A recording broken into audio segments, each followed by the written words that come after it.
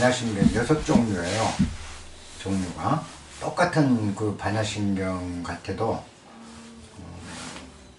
번역자에 따라서 약간씩 그 내용이 달리 나와요. 근데 우리가 지금 요거 보고 있는 거는 당나라 때 그 현장법사, 우리가 손오공 얘기의 주인공 나오던 그 현장이 번역한 게 지금 우리나라에서 그 주로 절간에 배우고 있는 반야신경인데 현장 스님이 번역한 거예요. 요게.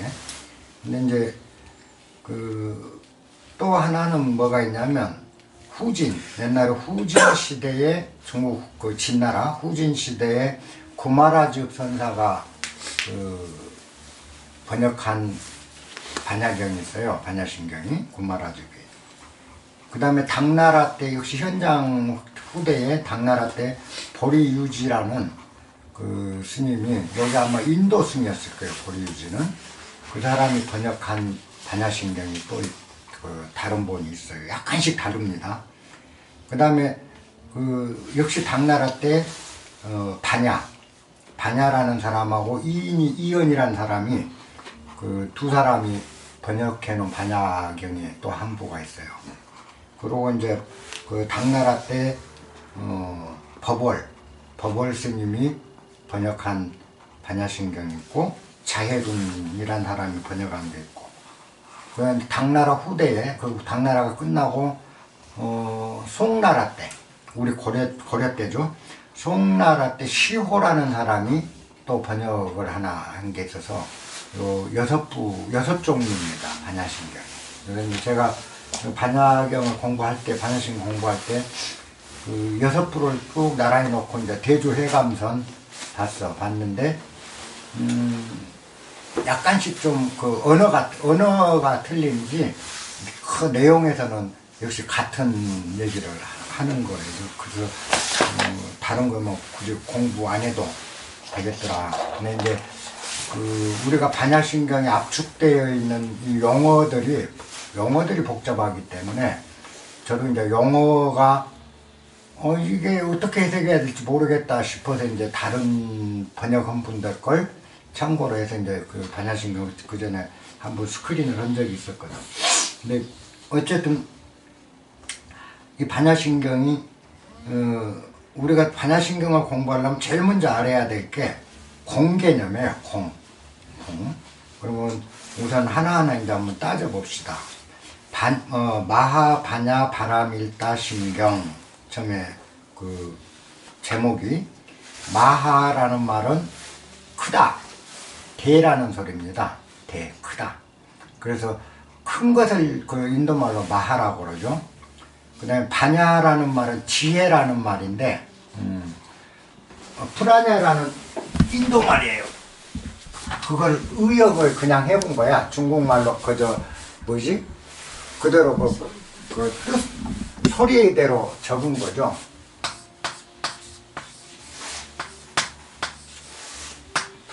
프라냐라는 이거 이제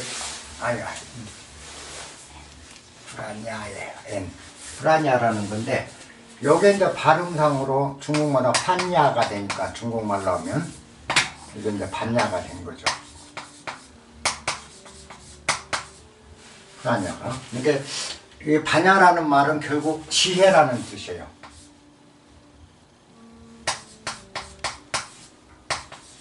지혜.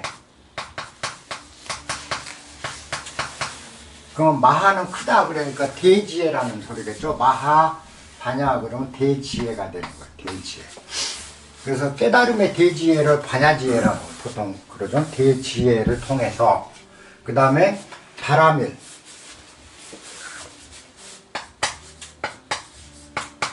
역시 인도 말이에요. 바라밀이란 말은 건너간다. 그러니까 여기서 저기로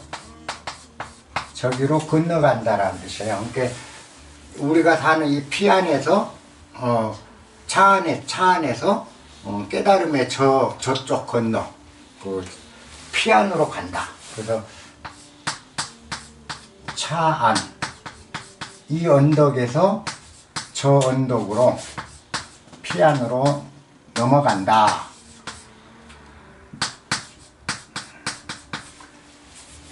요게 바람이란 뜻이에요. 그러니까 대지혜로 이쪽에서, 우리가 사는 이 고통스러운 이쪽에서 열반의 세계로 건너간다라는 게 바람일다까지 바람일다. 그래서 요 도피안이라고 그러죠. 요거를 도피안, 건널 도자, 피안으로 건너간다.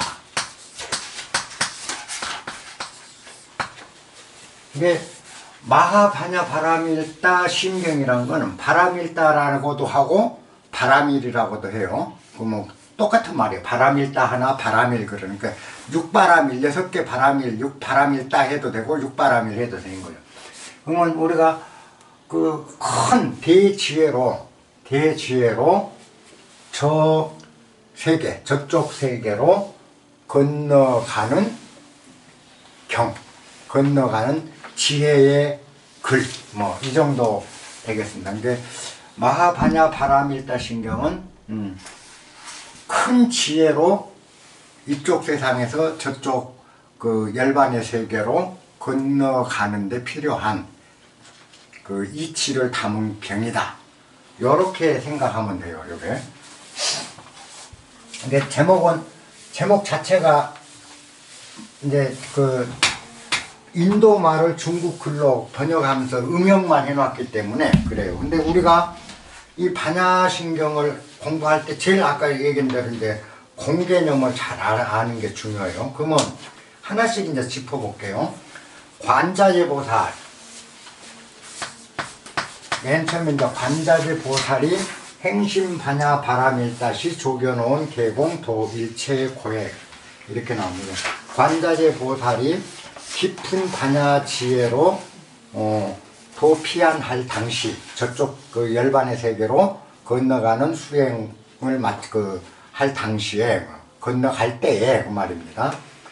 지혜를 얻어서 저 언덕으로 넘어갈 때에 조견오온, 비추어 봤다. 조견은 비추어 보니, 오온이 개공 모두 공이더라. 공임을 알고, 이제 조는 빛이 조 비추어 보아 견 알아냈다. 그 말입니다. 조견은 오온이 모두 공임을 알아낸 후 알게 되니 도일체 고해가 알게 됨으로써 일체의 고난과 애군에서 다 벗어나 버렸더라. 요게 이제 맨 처음 기절이죠. 해석 그대로 하면 근데 그런 말인데, 우선 관자재 보살이 누군가를 알아야 돼요. 관자재 보살.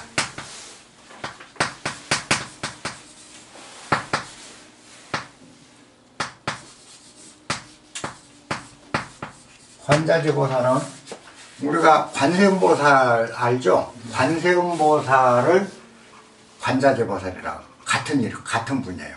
그러니까 관세음, 관자재 같이 불러도 관세음보살이라고도 하고, 관세음하면 세상의 모든 소리를 듣는 자. 그 다음에 관자재는 자재묘법, 자유자재할 수 있는 묘한 경지를 얻은 자 라는 뜻이에요. 그러니까 오온이 다 공임을 알아서 자제할 수 있는, 스스로 자유자재할 수 있는 경지에 이르는 보살이에요. 여기서 나온 그 관자재. 그래서 같은 분인데 그 관자재라고도 하고 관세음이라고도 해요. 근데 관세음 보살은 보통 자비, 그죠? 그리고 우리를 고난에서 구해주는 그 자비의 보살이에요. 자비와 그 다음에 고통을 건져주는 구고구난, 고통과 어려움에서 우리를 인도해주는 그 자비의 보살로 이제 관세음 보살이 그 제일 많이 알려져 있죠. 그래서 부처님 이렇게 그 절간에 가면 가운데 부처님 있고 좌우에 협시불이 두 분이 있어요. 근데 협시불이 한 분은 관세음보살이에요. 항상 세 분이 모셔져 있을 때 대웅전 같은 데 보면 그 중에 한 분이 이제 관세음보살입니다. 근데 관세음보살은 중생을 제도하고 어려움을 우리를 구해주기 위해서 항상 이 세상에 나타나는데 그 여러 가지 모습으로 나타난다. 그래서 보통 관세음보살은 여러 가지 모습으로 하니까 어떤 경우는 할머니로 나타날 수도 있고 거지로 나타날 수 있고 아주 악랄한 사람으로 나타날 수도 있고 어떤 대상을 깨우쳐주고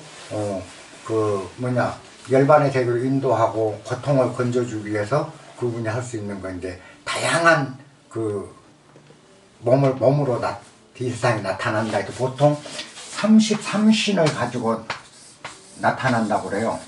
33가지 몸으로 이 세상에 나타나서 중생을 구해준다. 그래서 이걸 이제 보문시현이라고 그래요.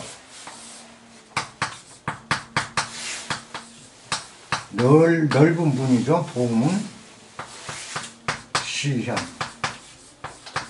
널리 여러 가지 모습으로 나타내 보인다.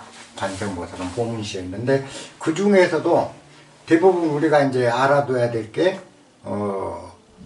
6가지 정도, 6가지 모습이 가장 일반적으로 관세음보살이 나타나는 모습이 나옵니다. 그리고 이제 관세음보살은 우리가 볼 때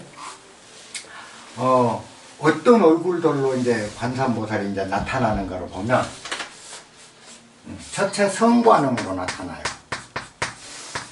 요게 우리가 많이 보는 절간 그림에 나타난 모습입니다. 성스러운 관음의 모습. 한 손에 연꽃을 들고 이쁘게 좀 생겼죠. 여자처럼 연꽃을 들거나 또 정병을 들고 옆에 이제 동자 하나 데리고 거룩한 모습으로 나타나는 성관음. 그 다음에 또 하나는 천수. 1000개의 손과 1000개의 눈을 가진 천수보살로 나타나요. 그래서 천수보살도 관세음보살입니다. 우리가 천수보살 하면 다른 분이 아니고 관세음보살이라고 알고 있으면 돼요. 천수보살도, 천수천안도 관세음보살이에요. 그 다음에 11면보살로 나타나요. 11면보살은 우리나라에는 많지 않은데 티벳이나 중국에는 많습니다. 여러 얼굴이 붙어있죠. 불상에 이쪽도 보고 그쪽도 얼굴이 여러 개. 11면 11개의 얼굴을 가진 11면으로 나타나는 경우가 있습니다. 관세음이. 그 다음에 이제 군다리 또 만월보살로도 나타나요. 우리가 절간에가 만월보살, 마하살하고 연부를 하는데 만월보살, 가득 찬 달, 만월보살로 또 시연되기도 해요. 그 다음에 군다리, 쿤타린이라고 군다리보살, 군다리보살도 관세음보살. 그러니까 군다리보살 하면 관세음보살을 얘기한다고 알아두시면 돼요. 11면보살에도 관세음보살, 천수보살에도 성관음 있고 만월보살, 군다리보살. 그 다음에 이제 악마의 상 마두보살이 있어요. 말의 얼굴, 말의 머리를 한 마두보살. 이렇게 6가지 모습이 가장 일반적으로 관세음보살 성상으로 나타나는 게 그래서 예를 들어서 마두보살을 보면 인도나 티벳이나 중국 불교에서 말의 머리를 하고 있는 걸 그럼 관세음보살이 이 관세음보살 모셔놨구나, 저 관세음보살 상이구나 라고 아시면 돼요. 쿤다리도 만월도 마찬가지, 11면 천수 성관은 다. 요게 이제 보문시현이 이런 식으로 이제 여러 얼굴로 나타납니다. 그러면 우리가 이제 그 중에 하나가 관자재예요. 이제 여기서 나온 관자재 보살은 관세음보살이다. 관자재 보살이 관세음보살이 그 말입니다. 행심마냐 바람일다시 깊은 행심, 행은 수행한다, 행한다, 수행한다. 깊은 반야 지혜를 가지고 저 열반의 세계로, 저 언덕으로 넘어가는 그 단계에서 조견 오온, 오온을 비춰보고는 요리저리 대조해서 스스로 생각해봤다 이 말이거든. 조견은 우리가 조는 비친다, 비칠 조인데 이거 어렵게 생각할 걸 요리저리 끼워 맞춰보고, 요리저리 생각해보고 저리 생각 요리저리 끼워 맞춰보면 그렇게 조견해서 보니까 오온이 다 공이더라. 이렇게 나오죠. 여기서부터 공이요. 오온. 오온이 모두 세공 모두 공임을 알고 드디어는 도일체 고액. 일체의 고난과 애군으로부터 다 이제 벗어나졌다. 건너갔다. 그 애군을 다 건너갔다. 모든 그 우리가 고통받는 이 세상에서 완벽하게 해방되어 열반의 세계로 들어갔다. 그러면 여기서 우리가 중점을 둬니까 오온이 다 비어있다. 오온이 다 공임을 알았다. 그러면 오온이 공이란 것만 알면 누구나가 다 도일체 고액을 한다라는 거예요. 여기서 얘기한 건. 그러니까 여기서 첫째 먼저 공을 알기 전에 그러면 오온이 뭐냐? 그걸 알아야 되겠죠? 오온.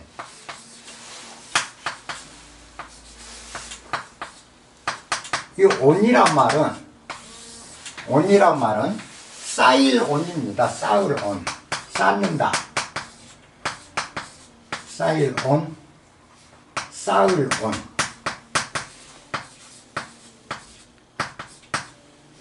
쌓다. 쌓인다. 그런 말이 온이에요. 다섯 무더기란 뜻이에요. 다섯 무더기. 오원은. 다섯 가지 무더기. 그게 뭐냐? 첫째가 색. 두 번째가 수. 상. 행. 식. 색, 수, 상, 행, 식. 하나, 둘, 셋, 넷, 다섯. 그게 요걸 색온, 그 다음에 수온, 상온, 행온, 식온. 이렇게 해서 오온이 되는 거예요. 색, 수, 상, 행, 식. 자, 색은 물질을 얘기해요. 물질. 물질이 쌓인다. 여러 가지 물질이 한 무더기로 쌓인 게 색이에요. 그러면 우리 나를 놓고 보자고요. 내 몸이 색인 겁니다. 이 몸이. 몸은 물질이잖아요. 물질로 구성되어 있죠. 이 몸에는 뭐죠? 탄소, 무슨 석회, 철분, 모든 원소들이 다 쌓여서 하나의 무더기를 이룬 거죠. 요게 색원이에요. 그러니까 이 몸이 사람의 몸이라는 게 다 해체하면 철로 가고 석회는 석회로 가고 탄소는 탄소로 돌아가고 다 돌아가면 아무것도 안 남아요. 그러잖아요. 그러니까 몸이라 할 게 없는 거야. 내 몸을 일시적으로 인연에 의해서 인연화합이 돼서 그런 무더기들이 모여서 일시적으로 몸이 생겼다. 색. 요게 색원이란 뜻이에요. 색이 모였다. 그 다음에 수원. 수원은 뭐냐? 고락과 불고를 느끼는 걸 수원이라고 해요. 즐거움, 고통을 느끼는 거. 가시에 찔르면 아파. 그죠? 괴로워, 아프고. 그걸 느끼는 게 수원이에요. 받을 수, 감수작용. 우리가. 감수작용. 그럼 그 느낌들이 그럼 어떻게 쌓이냐는 건데, 우리 의식 속에 그런 느낌들이 잔뜩 다 쌓여서 한 무더기씩을 이뤄요. 실제로 그래요. 그래서 우리가 그 무더기를 이루기 때문에 이제 유추해서 알게 되는 거야. 가시에 찔려본 사람은 그 다음에 뾰조금 못만 봐도 저것에도 찔리면 아프다는 걸 알아요. 왜 그럴까요? 찔렸던 그 경험치가 뭉쳐서 무더기를 이루고 있거든, 우리 안에. 유식론에 보면 이제 잘 나와, 그게. 그런 것들이 우리랑 추리하고 상상하고 할 수 있는 데이터를 제공하는 데이터베이스가 되는 거야. 이 무더기가. 이렇게 쭉 쌓인 게 수온이에요. 그 다음에 상온. 상온은 우리가 그 외부 거에 가시가 찔렸든 눈으로 봤든 보고 우리가 받아들인 걸 가지고 상상하고, 그죠? 상상하고 추리하는 능력을 말해요. 요건 역시 쌓입니다. 그래서 우리가 어릴 때는 판단이나 추리력이 약해. 근데 요 무더기가 쌓일수록, 데이터베이스가 커질수록, 우리가 지금 데이터베이스라고 하면 금방 알 거예요. 모든 데이터가 쌓여있는 게 데이터베이스잖아요. 그죠? 그렇듯이 요것도 우리가 상상하는 것도 데이터로 쌓인다는 거죠. 내 안에. 요게 상온이에요. 그 다음에 행온. 그렇게 한 것이 신구의 입으로, 행동으로, 생각으로 이게 나타나는 거. 요게 조작에 해당돼. 조작. 우리는 뭔가를 이제 해서 요걸 이렇게 틀기도 하고 저렇게 틀기도 하고 판단하는 것을 가지고 행동으로 옮겨가는 거죠. 간택하는 거죠. 근데 이 행동한 것도 쌓여요. 그걸 우리가 뭐라고, 행동해서 쌓인 걸 업이라고 그래.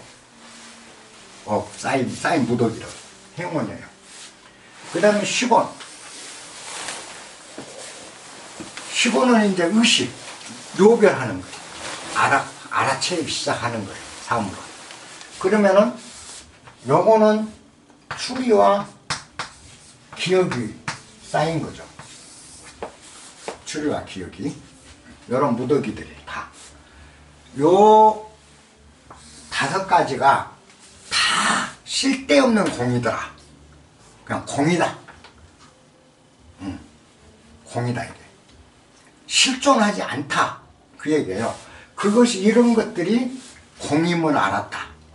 그러고 나니까 모든 고통에서 해방되었다. 이제 이렇게 얘기하는데, 우선 이 오온을 우리가 잘 생각해야 돼요. 이 인간은 오온으로 구성됐어요.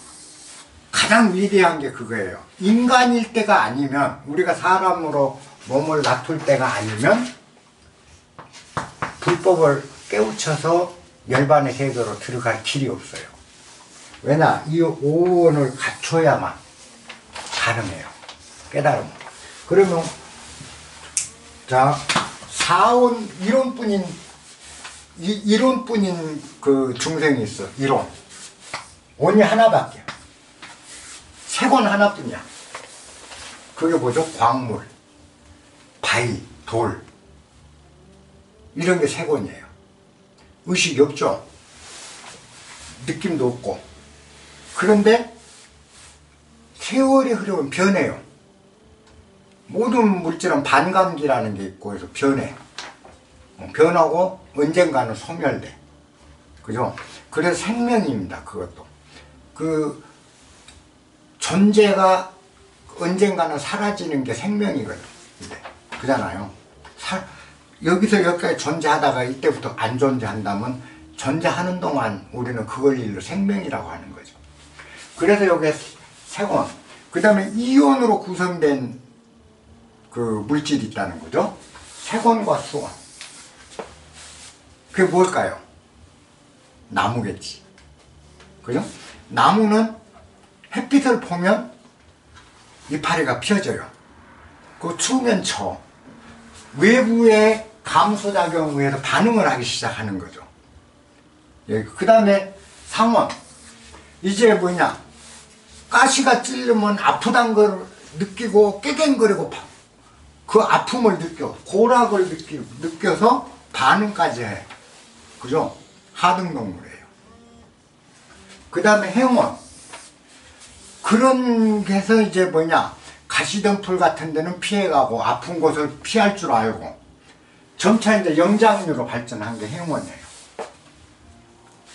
그 다음에 시곤. 시곤은 이제 사리 판단을 다 해서 추리까지 다 해서 행원, 이 조작까지 해 이제 사물을. 이게 인간이에요. 그래서 인간은 오온으로 구성되어 있어요. 그러면 모든 사물은 이 오온 범주를 벗어나지 않는다는 겁니다. 어떤 물질이든 어떤 동물이든 어떤 중생이든. 그러면 이 오온 중에 하나로 구성된 것도 있고 3온으로, 2온으로, 5온으로 다 구성될 수 있다. 그래서 어쨌거나 색온만으로 있는 존재든 뭐든 그 존재의 자체도 공이다. 그럼 바위도 공이다. 광물도 공이다. 자, 색수온으로 구성됐다면 식물도 공이다. 이제 이 얘기라. 그 다음에 하등동물도 공이다. 고등동물도 공이다. 인간도 공이다. 다 이제 공이야, 이제. 요런 걸 알고 나니까, 이제는 내가 어디에도 집착하지 않는 거죠. 그요? 집착이 없어지고, 어디에도 집착하는 거, 어디에도 마음을 안 두고 있으니까 이제는 뭐 자유로워지고, 고통도 없다. 이제, 고역이 없다. 요렇게 이제 논리가 되는 거죠. 자, 그러면, 여기서 이제 공을 알아야 돼. 그럼 어째서 이게 저 앞에 있는 바위가 분명히 바위인데 유지. 존재지, 유. 근데 이게 공이다 그런단 말이지. 그럼 공이 도대체 뭐냐? 뭐길래 바위를 보고 공이라고 그러고 사람이 이 의식까지 다 오온의 무더기, 다른 무더기가 다 쌓여서 이 인간이 그 불성을 다 가진 인간마저도 존재를 거부하는 공이라고 하냐라는 거죠. 뭐 공은 이제 공의 개념만 잘 잡으면 돼요. 공이란 말은 뭐냐면은 쉽게 한마디로 유가 아니란 뜻이에요. 유가 아니다. 유가 아니다. 존재가 아니다. 실제가 아니다. 실존이. 유라는 건 실제 있으며 실제 하나의 개체로 독립되게 존재한다. 존재.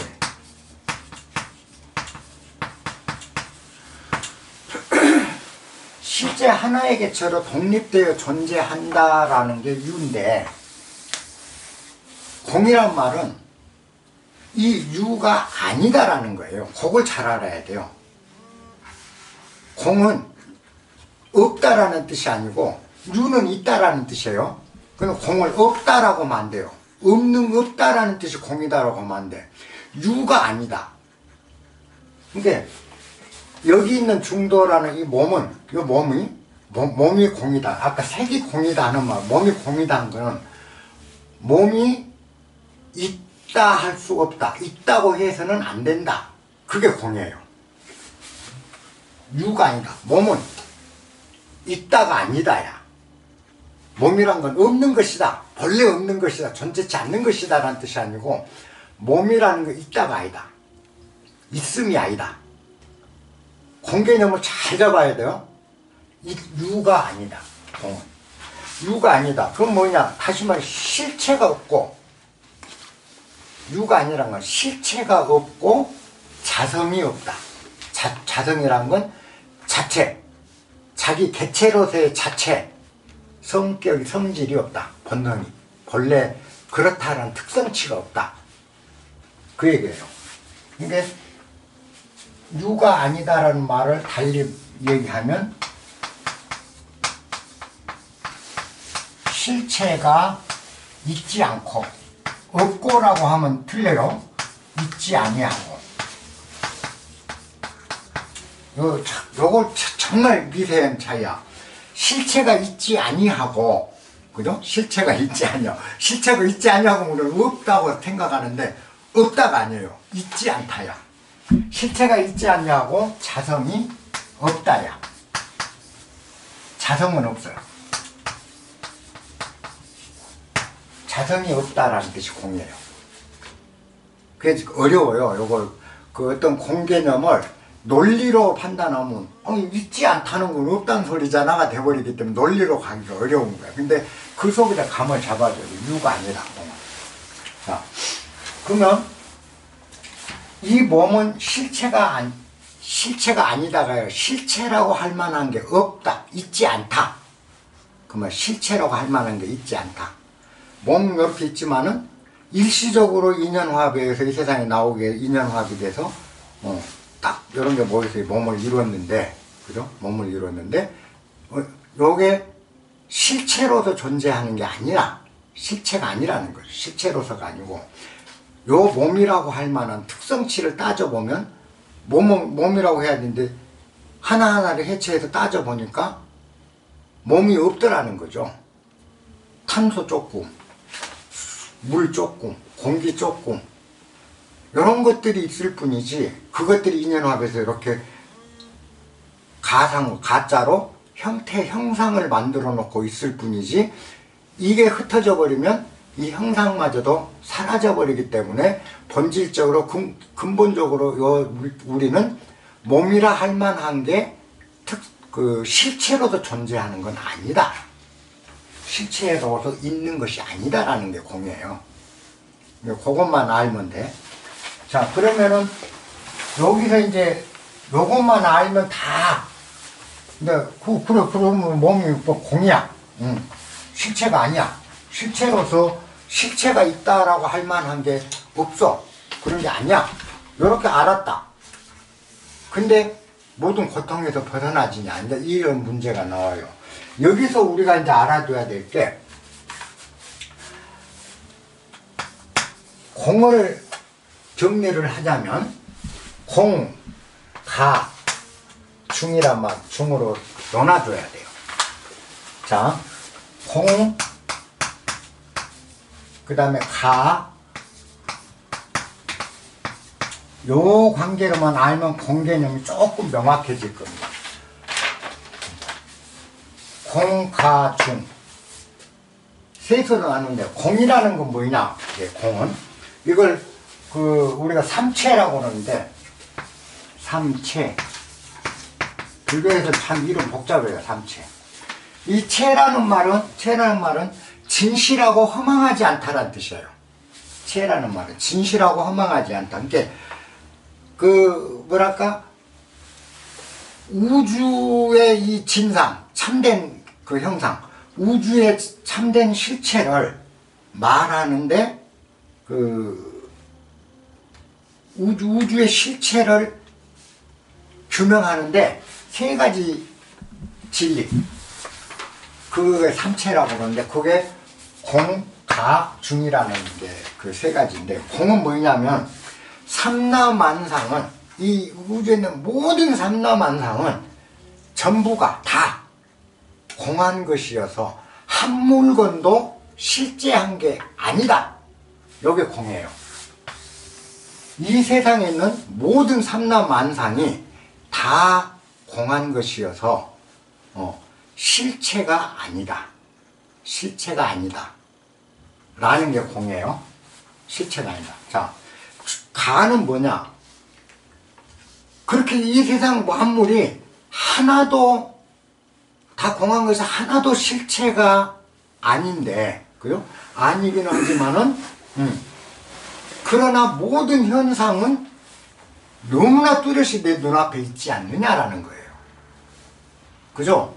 저 앞에 나무도 있고, 사람도 있고, 집도 있고, 이게 다 실제가 아니라, 실제가 아니다 했어. 실제가 아닌데, 모든 사물은 여전히 눈앞에 확연히 분명하게 존재한다라는 거죠. 눈앞에. 그잖아. 너무나 뚜렷이 있어. 그죠? 요게 가체라는 거예요. 가체. 그러니까 이 세상 삼라만상은 다 공이어서 실체가 있지 않다. 라는 게 공관념이야. 공의 관념이야. 그러나 그게 실체가 아닌데도 눈앞에 너무나 버젓이 뚜렷하게 사물이 존재하니 이거를 무시할 수가 없다. 이거는 절대 무시해버리면 안 된다. 라는 게 가체예요. 실제는 아니지만 그것이 마치 실체처럼, 마치 실제처럼 눈앞에 뚜렷이 나타나 있다. 그럼 이걸 어찌 무시하고 어찌 이거를 묵살해버릴 수가 있겠는가? 그래서 이건 마치 실제처럼 너무나 뚜렷이, 그래서 가짜를 쓴 거예요.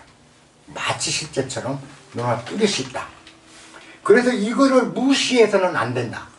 요걸 무시해버리면요, 우리가 불교 수행에서 가장 허점이 그거였어요. 이 눈앞에 뚜렷이 있는 이 가체를 무시해버리면 그걸 보고 우리가 공관에 빠져버린다. 공에 빠져갖고 이게 헤어나지를 못하는 거예요. 그러면 이제 세상이 없는 거야, 이 사람한테는. 그렇잖아요. 그래서 눈앞에 있는 저것들이 실체는 아니다. 실체가 실체로서 존재하는 건 아니다. 근본적인 건 공이다. 그런데 이 실체가 아니지만 공한 것이지만 눈앞에 너무 뚜렷이 있고 우리에게 너무나 가까이, 너무나 만져지고 이렇게 현실로 다가와져 있으니 이 현실을 무시하면 안 돼. 그죠? 가체, 마치 있는 것처럼 나타나 있다. 요걸 가라고 해요. 이거 가체. 자, 중은 뭐냐? 이와 같이 모든 법은 실제로 존재한 게 아니다. 그렇지만 눈앞에 너무나 뚜렷이 있다. 그러므로 이 세상의 모든 만물은,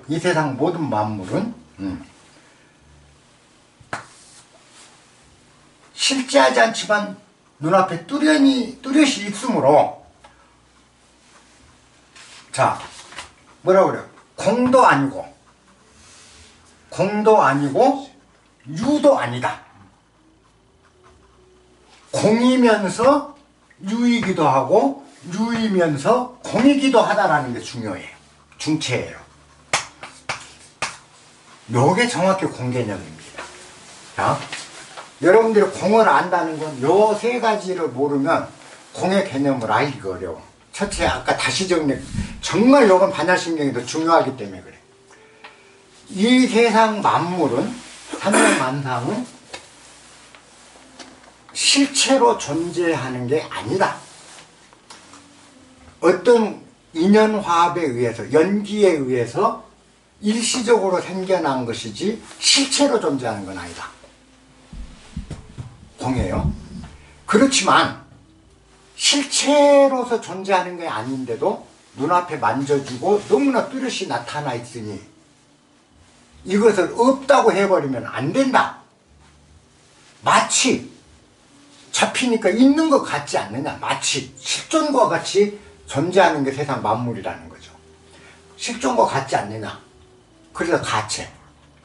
요건 공체, 공의 진리, 가의 진리. 체는 아까 진리라고 그랬죠. 이치. 가짜도 진리예요. 그래서 이 세상 만물은 공도 아니고 유도 아니야. 그리고 공이기도 하고 유이기도 해. 그죠? 우리가 가짜. 원래는 실체가 아닌데 눈앞에 너무나 마치 실체처럼 나타나 있어. 그러므로 이 세상 만물은 공이라고 해도 틀리고 유라 해도 틀리고, 공이라 해도 맞고 유라 해도 맞고, 공이기도 하고 유이기도 하고 공이 아니기도 하고 유가 아니기도 하다 이 말이에요. 요게 중도요. 중체예요. 자, 공을 이제 이해를 한다면 그게 공이에요. 요 세 가지가 합해진 상태를 머릿속에 틀어지면, 아, 공이라는 걸 없음이 아니구나. 그걸 표현할 길이 없다 보니까 요 공, 가, 중이란 이 3단계를 하나로 묶어도 공이라 하는구나. 자, 색이 곧 공이요. 공이 곧 색이다. 그랬잖아요. 자, 이제 보자고. 색불이고, 이제 딱 맞춰보면 나올 거예요. 색이 공과 다르지 아니하고 그랬죠. 가가 색이잖아요. 너무나 뚜렷이 있어. 그런데 요것의 본질적으로 가면 인연화합에 의해서 일시적으로 조성됐을 뿐 사실 그 실존이라 할 수 없는 공이라 이 말이에요. 그잖아요. 그래서 중체가 뭐예요? 색이 공과 다르지 않고 그잖아요. 이제 색이 자, 공불이 색. 이제 거꾸로 공은 또한 색과 다르지 않다. 공과 가는 서로 다른 것이 아니다. 이게 다른 겁니까? 공과 가가 다른 거냐고. 이 세상 만물은 실제로서 실존으로서 실체가 아니다. 그렇지만 실체는 아닌데도 눈앞에 너무나 뚜렷이 있다. 요놈하고 요놈이 다른 놈이냐고. 다른 놈 아니잖아요. 같죠. 같아. 색불이고 공불이래. 그러니까 색즉시공 공즉시 색. 색이고 공이고 공이고 색이고 요 관계가 너무나 명쾌해지기 시작하는 거죠. 우리가 사물을 보는 눈이에요. 눈앞에 이게 있는데 요게 실제라고 생각하면 거기가 완전히 실제라고 요것만으로 전체로 우리가 믿고 살면 실제니까 요놈에 붙들려요. 그잖아요. 요게 공이라고만 판단해버리고 버리면 이제 세상에 필요 없어. 세상 살 일이 없어. 그냥 산 것도 아니고 죽은 것도 아니라 이제. 사람도 너를 내가 너도 공인데 내가 왜 만나? 그죠? 공기를 만나는 기나 네 만난 기나 같이. 이리 되면 이거 공관이요. 공에 빠진 거죠. 요 색에 빠지면 우리 중생의 삶이 돼버려요. 부처의 삶은 뭐냐? 요 삶이 들어가야 돼. 중. 그래서 이 앞에 있는 것이 마치 너무나 현실 같지만 사실은 따져보면 이거 별거 아니야. 별거 아니야. 본래 실체로 되는 게 아니라 언제든지 변화할 수 있는 거야. 그리고 언제든지 바뀔 수 있는 거고. 불운으로 볼 때 어떤 행운이 왔을 때 이 행운이 언제든지 불운으로 바뀔 수 있다는 걸 아는 거죠. 왜? 행운이란 실체가 있는 게 아니니까. 운이란 실체가 있는 게 아니니까. 우리가 맛있는 냄새가 나면 봐줘? 냄새는 유예요. 유. 근데 이 냄새를 내가 이렇게 하고 이제 이렇게 마신단 말이야. 그죠? 마셔. 그러니까 유 같아. 근데 냄새라는 게 실존하느냐? 내 코가 없으면 냄새가 없어. 내 코와 냄새가 만나야 그 냄새라는 게 탁 생겨요. 그러면 이 냄새라는 자체가 원래 있었던가 없었던가 있는 것도 아니고 없는 것도 아니잖아요. 코하고 만났더니 가로 냄새가 딱 생긴 거예요. 원래는 내 코하고 안 만나면 코와 냄새라는 게 만나지 않으면 그 냄새가 존재하질 않아요. 냄새는 반드시 코를 수반해야 냄새라는 게 맡아지거든. 그 다음에 냄새가 암모니아 냄새가 똥냄새, 암모니아 냄새가 독립된 실체로서 악취로서 존재한다면 어떤 벌레한테는 그 왜 향기로운 냄새로 바뀔까요? 감각기관 대상과 저것이 어떤 만남을 하냐에 따라서 전혀 다른 냄새로 바뀔 수 있다는 거. 그렇다면 이거 실체로 존재하냐? 아니냐? 없다고도 못하고 있다라고도 못한다는 거죠. 공과관계예요, 결국. 공과관계. 냄새. 우리가 느끼는 귀로 든 소리 마찬가지입니다. 사람의 노랫소리가 우리 귀에는 굉장히 아름답게 들려요. 그죠? 근데 다람쥐 앞에도 노래를 부르면 다람쥐는 비급을 하고 도망가요. 아름다운 소리라는 건 인간의 귀하고 접촉할 때 아름다운 소리라는 게 발생이 된 거지 원래 아름다운 소리라는 게 존재하지 않다라는 거죠. 그죠? 그래서 물고기 앞에서 노래 부르는 물고기가 도망간다니까. 그렇잖아요. 그래서 아름다운 소리라는 게 본래 존재하는 건 아니다라는 게 공의 개념이고, 그렇지만 들리지 않느냐, 이렇게 뚜렷이 들리지 않느냐. 그러니 이거 같이 존재하는 것처럼 귀에 들리잖아. 근데 이게 공인 건 분명해. 왜? 물고기는 들으면 시끄러워도 도망가거든. 다람쥐는 놀래서 도망가거든. 그잖아요? 그러면 이게 공이기 때문에 언제든지 변할 수 있다라는 거죠. 대상에 따라서. 그러면 대상에 따라서 언제든지 모습이 바뀌고 형태가 바뀌어버린다면 그것이 과연 실체냐는 거지. 실체로 존재한 게 아니라는 거죠. 그게 공개념이에요. 그래서 이제 결국은 그렇다면 그거는 있다고도 해도 되고 없다고 해도 되고, 있는 것도 아니고 없는 것도 아니고, 있기도 하고 없기도 하고, 공이기도 하고 색이기도 하다. 공즉시색 개념 잡으면 돼요. 반야심경에서. 자, 요렇게 되면 이제는 내가 아름다운 음악 소리에 집착을 해서 그 음악 소리만이 최고인 양 붙들고 늘어지는 마음이 약해져요. 실체를 알게 되면. 그죠? 돈이 최고인 양 생각했던 게 돈 실체라는 거, 그 실체가 아니라는 걸 알거든. 가체라는 걸 알거든. 그래서 중요하지만 목숨을 내걸 정도는 안 된다. 중요하지만 내 삶을 파괴할 정도 거기에 욕망 가질 필요 없다라고 생각해. 내 삶을 파괴한다는, 너 지금 편안한 삶이 만약 소멸된다, 아무리 천금을 줘도 10억을 준대도 나 안 가. 한 번 뭐 20분만 왔다 가라 10억 줄게 한데도 내 평온이나 내 삶이 파괴되면 그 뭐하게 가 돼. 이제 집착이 안 되는 거예요. 왜? 실체가 아니라는 걸 아니까. 요렇게 되니까 고통에서 벗어나 버린다. 아까 열반의 경지로 간다. 논리가 나와요. 여기서. 자, 공 개념을 그렇게 보면 돼. 그래서 이제 불교에서 가르치는 게 두 가지로 갔죠. 하나가 아공, 하나가 법공. 뭐냐?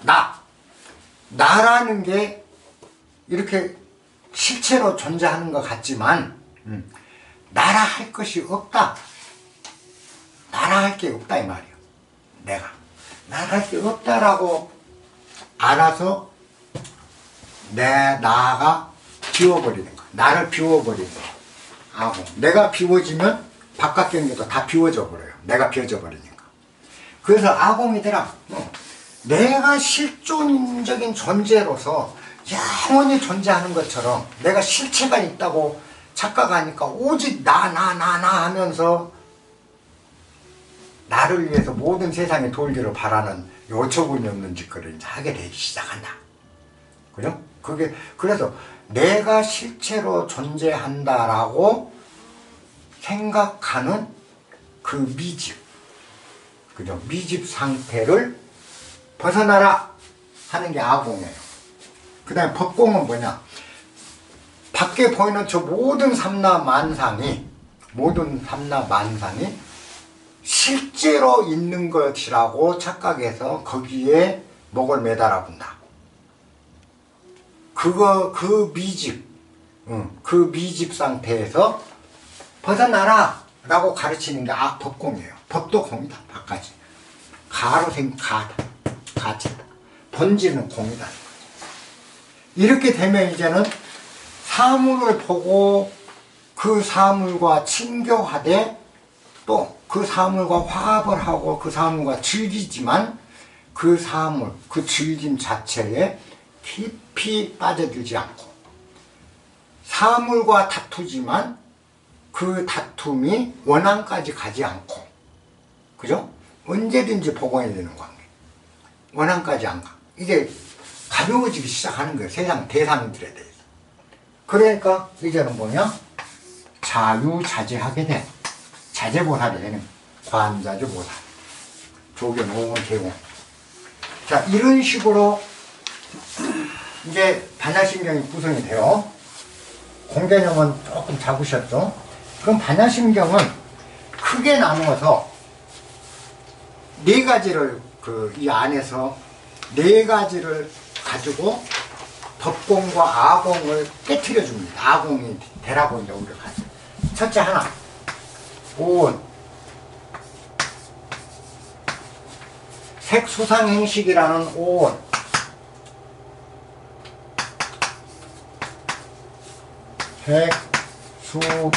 색수상행식.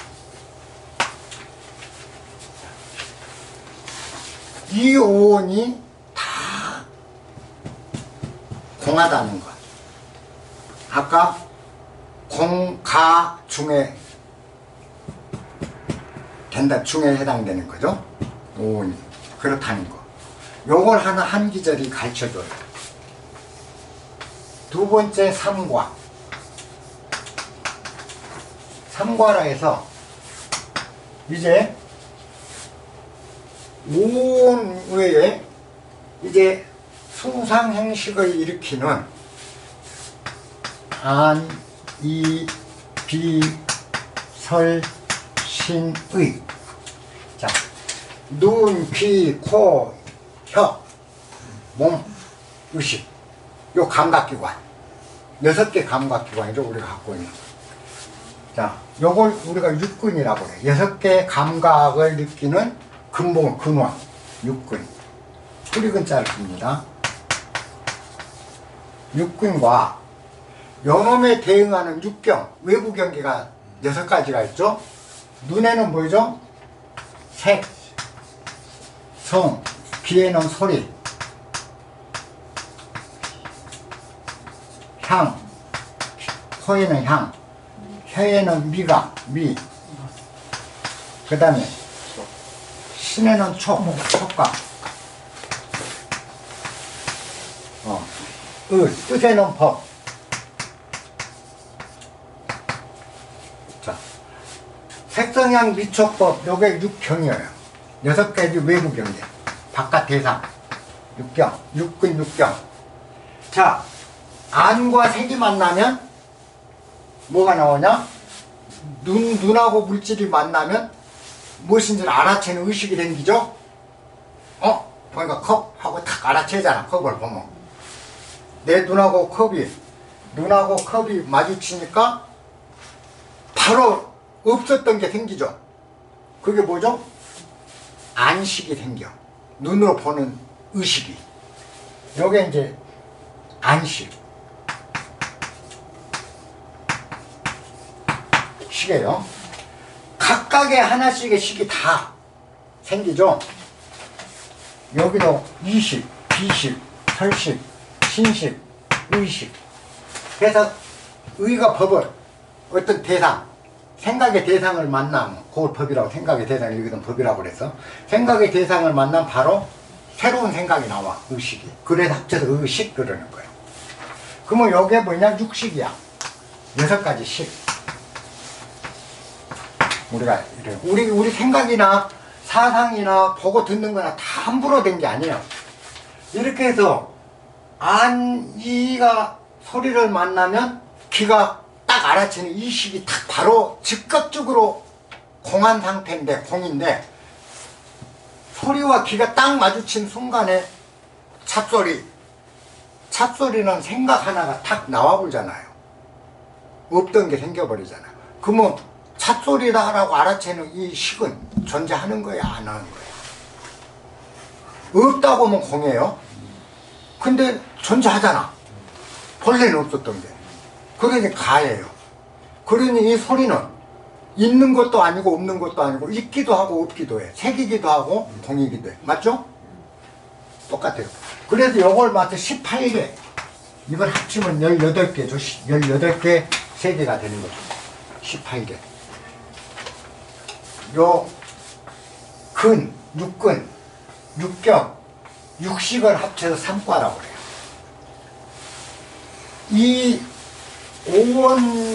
오온이 다 공이라는 것, 다 공이라는 이치, 그걸 설해주고, 그 다음에는 바로 삼과가 다 공이라는 이치를 설해요. 그 다음에 세 번째 설하는 게 12연기예요. 우리가 무명에서 이제 삶으로 마지막 생로병사까지 가는 12연기법, 우리가 그 윤회를 거듭하고 태어나고 병들고 자라고 이렇게 쭉 가는 일생, 우리 삶을 이루는 연기법이에요. 12가지 12연기도 다 공한 것이라는 거, 이치, 공의 이치에 포함된다는 거. 그 다음에 네 번째가 사성제도 또한 다 공이라는 거, 고진멸도.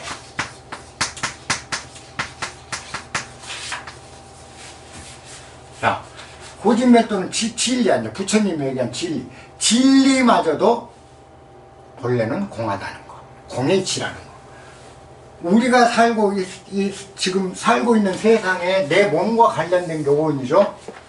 내가 생활하면서 느끼는 모든 것들이 삼과예요. 그리고 내가 나고 죽는 과정이에요. 요 연기, 요것도 다 사실 이제 공하다는 거예요. 이치상으로 공의 이치요. 그 다음에 여기서 벗어나서 깨달음에 이르는 참된 삶, 그죠? 진리. 이것 또한 사실 이제 따지고 보니까 공이더라. 그래서 공가 중에 해당된다. 이것 또한. 요걸 다 반야심경 하나에 담아놓은 거예요. 그래서 여기서는 색, 즉 시공, 공즉 시색, 요놈으로 대표적으로 색을 하나 딱 해놓고 나머지는 수상행식, 역부여식. 수상행식 또한 이와 같다. 요놈하고 똑같다. 그래서 수가 곧 공이요, 공이 곧 수요. 그죠? 수, 불, 이, 공. 공불, 이, 수. 수, 즉 뭐냐? 수, 즉 시공. 수즉 시색. 시색. 그죠? 수즉 시색, 아니 수즉 시공, 공즉 시, 시수. 아까 그대로 하나씩 읊어란 소리예요. 그래서 수상행식 또한 색처럼 그렇다. 한 개 한 개가 다 그렇다. 요거에서 이제 오원을 딱 설명해 주는 거예요. 그 다음에가 삼과에 대해서 안이비설신이에도 여기 거의 나올 거예요. 지금 이제 보면은. 자, 그러므로 이제 그 무한계 무색성향 미촉법 나오지. 무색성향 미촉법, 요것도 다 무더라. 그죠? 무안계, 안계에서 내지 무안계 내지 무색성향 미촉법 쭉 나오죠? 요게 이제 삼과를 삼과도 공임을 한 게죠. 그 다음 12연기가 나와요. 무명에서 행이 나오고, 행이 몰랐고 해서 12연기에서 마지막 생로병사까지 쫙 나오는 거. 12연기법도 무명진 내지 무노사, 진 노사진 무지 고진멸도, 그것까지고. 그 다음에 고진멸도, 사성제 또한 고진멸도 또한 무고진멸도다. 그렇죠? 이렇게 지금 구성을 해놓은 거예요. 그러니까 내 몸을 이루는 오원에서 우리가 살아가는데 필요했던 모든 것들이 공이라는 거 알려주고, 그 다음에 내 삶을 이루고 윤회하고 업보가 윤회하는 이 과정도 다 공이다. 그러면 윤회가 공이다면 윤회가 존재해요, 아니에요? 공개념은 존재치 않습니다, 윤회. 그래 깨달으면 윤회가 없다 그래요. 근데 이것도 틀려. 그랬다가 어떤 스님이 자기가 설법을 이제 하는데, 조주 스님이었어. 조주 선자가. 설법을 하는데 청중 중에 딱 앉아있는 놈을 보니까 여우 새끼가 앉아있는 거야. 사람 행세를 하고. 여우가. 그러니까 설법이 끝나고 조주가 니는 어째 갖고 여우가 됐노? 묻는 거예요. 그러니까 여우가 답답 엎드리면서 스님, 사실은 제가 뒷산에 그 굴속에 여우굴에 사는데 제가 그 전생에 중이었는데 누가 저한테 와서 법을 물었습니다. 불법을 물으면서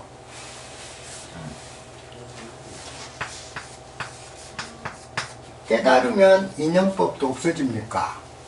아니면 윤회도 없어집니까? 인연법이 없습니까? 그러고 물었다 이 말이야. 그러니까 깨달으면 윤회가 없다. 인연법이 없다. 보통 우리 불가에 하는 식으로 인연법이 없다 라고 얘기한 그 구업 때문에 짐승의 몸을 받아서 제가 산속에 이렇게 살고 있었던 겁니다. 스님이 법문하신 낱말 그 풍문에 들려서 와서 오늘 법문에 참여를 한 겁니다. 여우가 그런단 말이에요. 그러면서 여우가 조조 스님한테 그 삼배를 하면서 스님 12인연법이 있습니까? 라고 물어. 그러면서 깨달으면 12인연법이 있습니까? 없습니까? 그러니까 조조 스님 답이 12인연법의 발치. 깨달으면 12인연법의 발치. 나는 12인연법의 발가. 있다 없다로 대답을 하지 않고 12인연법에 대해서 분명하게 알아. 나는 이렇게 대답을 했단 말이야. 12인연이 있습니까? 그랬더니 있다 없다를 떠나서 12인연의 발가. 자, 공입니까? 12인연이 공입니까? 아닙니까? 윤회가 공입니까? 아닙니까? 이 질문이잖아요. 그러면 지가 공이라고 해갖고 여우됐단 말이야. 지도 이제 그게 왜 없다고 내가 한 게 틀렸을까? 이게 안 풀린 거죠. 여우 몸을 못 벗어나. 그래 조주 스님한테 가서 여우가 질문을 한 거예요. 그 실화거든 이거는. 그 의록에 나와. 그랬더니 이 여우가 이제 조주 스님한테 묻는 거야. 자기가 진짜 이제 궁금했던 거. 그때 조주 스님이 깨달으면 12인연의 발지. 나는 발가. 그런단 말이에요. 그러니까 여우가 거기서 무릎을 딱 친 거예요. 스님 고맙습니다. 그 자리를 여우 가죽 딱 남기고 사라지는 거야. 해탈해본 거예요. 여우 시체 놔두고 가버린 거야. 요 12연기 우리가 윤회가 없습니까? 공이니까 없다. 그죠? 깨달으면 공이 된다. 다. 공이니까 없다. 그러면 구업이라는 거예요. 왜? 왜 그럴까요? 없다고도 못하고 있다고도 못하는 거예요. 이게 존재의 실체야. 있기도 하고 없기도 한 거거든. 아까 그래서 정말 중요한 건 공, 가 중요해요. 그잖아요. 요 도리를 놓치면 반야신경을 100번 1000번 봐도 반야신경 와 닿질 않는 거야. 누구도 요걸 갖다가 여기다 붙여 설명을 안 해주는 거예요. 한번 유튜브 어디 가봐. 이 정말이지 우리 답답해요. 요 반야신경 강의할 때 들어보면. 그래서 반야신경을 막 읽어도 이걸 읽어도 가슴에 와 닿질 않는 거예요. 그 다음에 요 세 단계로 나누어서 이 짧은 글 속에다가 다 담아버린 거예요. 그러면 오늘 이제 여기까지를 하고 다음 시간에 이제 하나씩 5원 짚고 3과 짚고 12연기 짚고 고진멸도를 짚고 그러면 반야경 509 강의가 끝난다고 생각하면 돼. 반야신경 정말 중요해요. 그리고 여러분들이 오늘 참석을 하신 분들이 있었습니다. 못했더라도 꼭 아셔야 될 거는 이 공개념을 분명히 잡아보라는 거예요. 이번 기회에. 공이라는 건 유에 해당되지 않는다. 유에 해당되지 않는다라는 거 꼭 명심하시고 유가 아니다라는 것이지 없다라는 게 아니다. 유가 아니다라는 뜻이다. 그러면은 아까 공의 개념을 더 정확히 이해하려면 공, 가, 중을 잘 이해를 하시라. 오늘 강의 중에. 그걸 이해하시면은 요 반야신경이 보일 거예요. 요게 보이기 시작하면 급속도로 여러분들 그 깨어남이 급속도로 일어납니다. 그게 사물을 보는 눈이에요. 이거는 이 반야신경이 가르친 건 사물을 보는 눈, 사안을 보는 눈. 아까 아니 비설신 사물을 보는 눈, 사물을 듣는, 사안을 듣는 귀, 냄새, 맛, 감각, 의식, 사안을 어떻게 볼 것이냐, 어떻게 느낄 것이냐, 어떻게 생각할 것이냐 하는 부분들에서 공가중을 딱 적용시키기 시작하면 여러분들이 집착이 떨어져요. 어떤 일이 집착이 떨어지면 그 일에 최선을 다하고 열심히 하지만 결과가 집착을 안 했기 때문에 결과가 나쁘다 해서 속상하진 않아요. 내가 최선을 다했으니까 기쁘게 결과를 받아들여. 제가 여러분들하고 다른 건 가난하든 못났든 상관, 그런데 약간 다른 점이 있다면 그런 점일 거예요. 조금 받아들임이 수월하게 받아들인다는 거죠. 왜? 내가 최선을 다했으니까 난 충분한 거야. 그죠? 그러면 얻어지는 건 결과는 돈은 안 와도 돈을 벌려고 최선을 다했는데 돈이 안 벌리면 오히려 속상한데 돈은 안 벌렸을지라도 내가 얻은 건 뭐였을까요? 열심히 하면서 지혜가 더 늘었고, 열심히 하면서 몸이 건강해졌고, 열심히 하면서 대인관계 좋아졌으면 돈 이외에 내가 얻은 건 굉장히 많다는 걸 알거든. 그러니까 돈은 목표했던 돈은 안 모였는데 돈 이외에 다른 벌이가 쏠쏠하게 다 채워진 걸 알기 때문에 돈이 안 벌려도 크게 낙담을 안 하고 즐겁게 그 결과를 받아들이게 되더라. 왜? 공가중의 원리가 몸속에 들어와 있기 때문에 사안을 볼 때 그런 눈이 생기고 그렇게 사물을 대하더라는 겁니다. 요게 반야신경을 할 때 필요한 거예요. 그래서 공개념을 분명히 잡아주시고 반야신경, 그리고 반야신경은 요 네 가지 불교의 가장 거대한 핵심들을 불교의 전체예요. 요게 그죠? 고진멸도 사성제가 부처님이 깨닫고 나서 맨 첫 번째 설법하신 게 사성제 고진멸도에 대해 설명했거든요. 그 다음에 중간기에 12연기법을 설했거든요. 그리고 마지막 후반기에 가서 공개념 그죠? 공관을 설하셨거든요. 그게 이제 대승경전이요. 그 후기경전으로 가고. 그러면 부처님 설법 전체를 여기 그래서 반야 500구가 담긴 거예요. 요 네 단계로 들어간다고 보면 정확합니다. 오늘 마치겠습니다.